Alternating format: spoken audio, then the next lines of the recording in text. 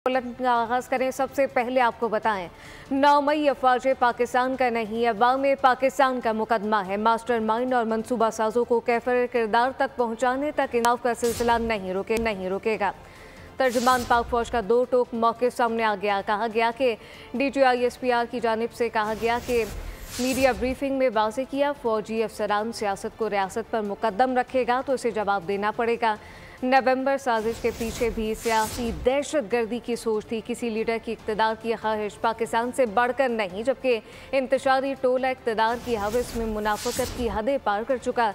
नाकामी के बाद सियासी क़यादत शहर इक़्तिदार से भागी तो सोशल मीडिया पर प्रोपेगेंडा किया गया, फेक न्यूज़ को तेज़ी से फैलाया गया। इंसाफ सिलसिला उस वक़्त तक चलेगा जब तक 9 मई से जुड़े मनसूबा साज और असल घनौने किरदारों को आइन और कानून के मुताबिक कैफरे किरदार तक नहीं पहुंचाया जाए। हमें ये मालूम होना चाहिए कि हर फौजी अफसर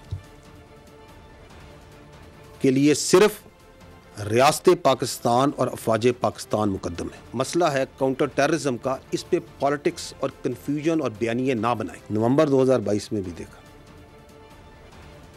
आपने, साने 9 मई 2023 में भी देखा, और उसी का तसलसल अभी आपने नवंबर 2024 में देखा।